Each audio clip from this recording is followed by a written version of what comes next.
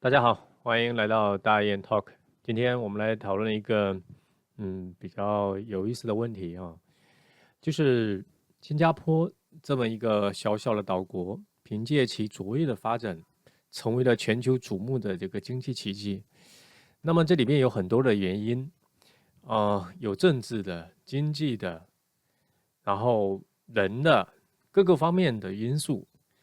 这个应该有很多人都讲过了。我之前也有讲过一个，就是我自己思考的一种因素啦。但是，今天这些我暂时不讲啊。今天我要讲的是，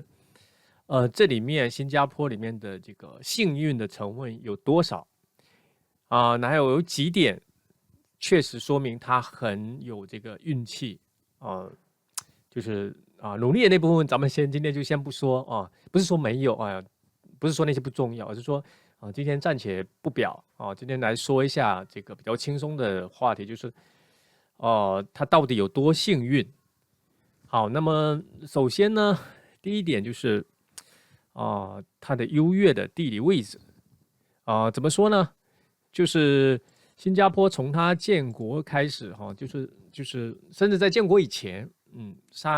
大家聚集在这里的时候啊、它其实就是在这个东西方连接的这个马六甲海峡的非常关键的一个转角的位置。你去看那个地图，它就在那个转角。槟城也是很好的位置，但是它不在那个转角新加坡确实是在那个转角上面。然后所以它其实是一个非常重要的东西方贸易的一个枢纽，也一直是全球最繁忙的这个航运通道，它连接的这个亚洲、欧洲和非洲的主要的这个贸易路线。所以从这个角度来讲它的就是运气的这个地理位置其实是非常好的。那么这是其中的一个很重要的。其实很多人不知道，就是原来比较早之前，就是这些航船，他们其实可以走这个非洲的好望角，然后上来。那这样的话，他们走马六甲海峡并不是最好的一个选择，他们往往会走这个印尼的这个苏门答腊岛下面的这个巽他海峡，就是从这边直接穿上来。所以当时的话，那么这个印尼可能会处于一个更好的一个位置。所以后来呢，发生一件什么事情呢？就是这个运河的这个开通，就是红海这边的运河的开通。所以这件事情也是很有意思吧就是因为它的开通，所以航线慢慢的从就是南端慢慢的往这条线来走。那么从这条线来走，大家如果有兴趣去看一下地图就知道了。如果从这条线走的话，那么马六甲海峡就变成一个更加重要的一个角色。所以也就是这个运河跟马六甲海峡其实就是相互呼应，就是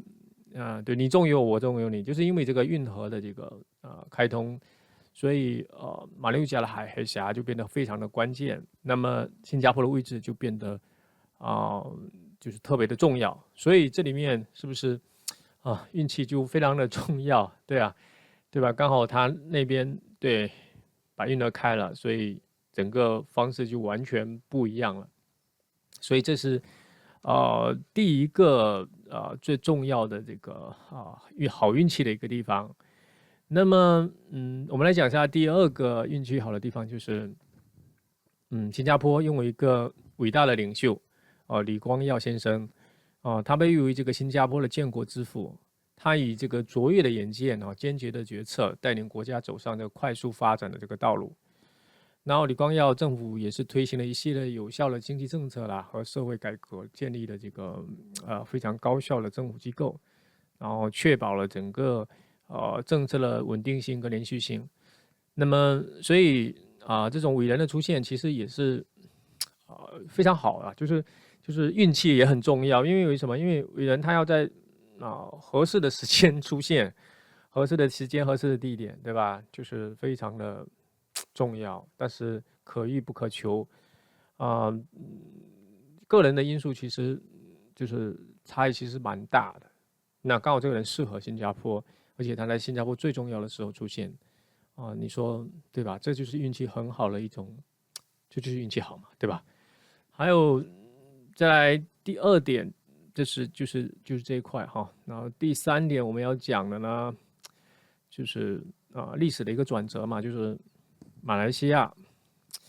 应该那个时候应该不能叫马来西亚，应该那个时候应该是马来亚嘛哈。马来亚跟新加坡还有这个对，就几个合在一起，然后对，然后形成一个联邦，然后所以就形成这个马来西亚嘛。然后呃，后来因为历史的这些原因嘛细的我就不想多说了，反正就是呃，新加坡就被迫从这个马来西亚联邦独立出来。当时李光耀先生还非常的难过，因为他觉得那个时候的新加坡可能很难承受这种单独单飞的这种能力可能就是困难重重。但是从历史的角度回头去看的话，这也是运气很好，因为也就在那个时期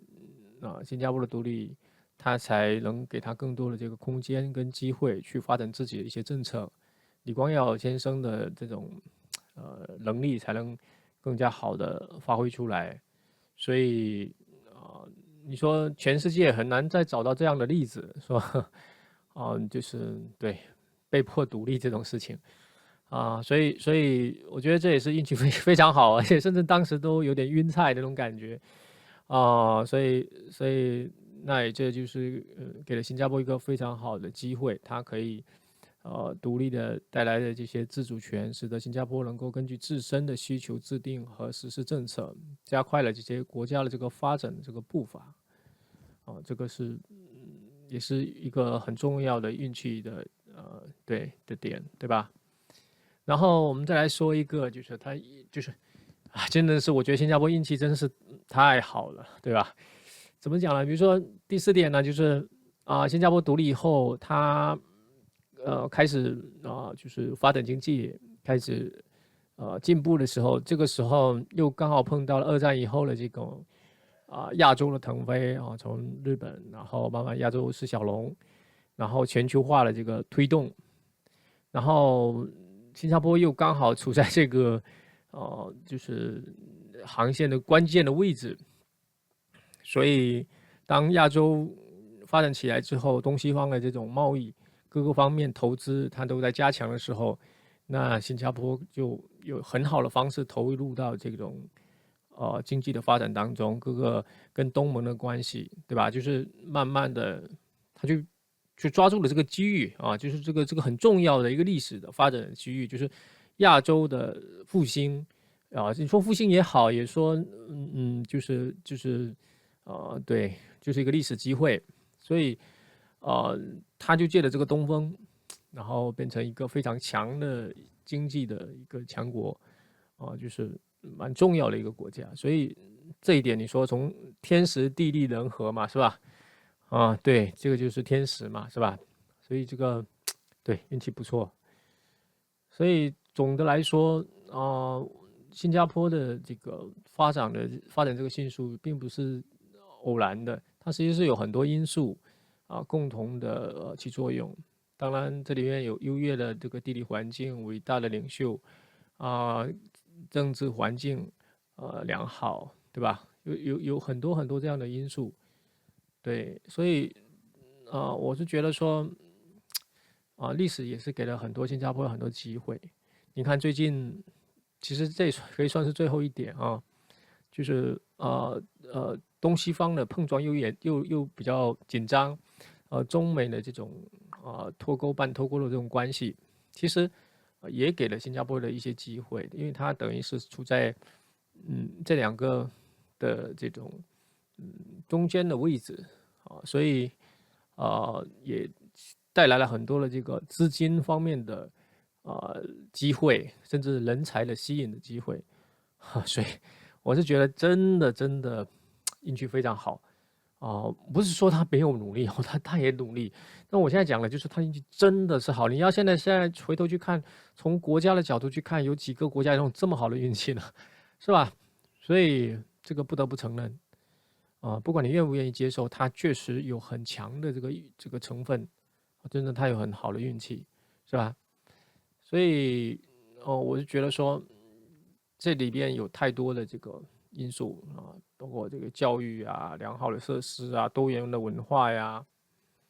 开放的经济政策啊，对吧？这些都是非常重要的因素。那么我今天讲的就是这个运气这一块，对吧？所以你们觉得哪个运气在新加坡的发展里面是最重要的，也是运气最好的一个啊？你可以留言告诉我。然后今天就聊到这里，希望大家订阅我的频道，然后给我点赞。好，谢谢，下期再见。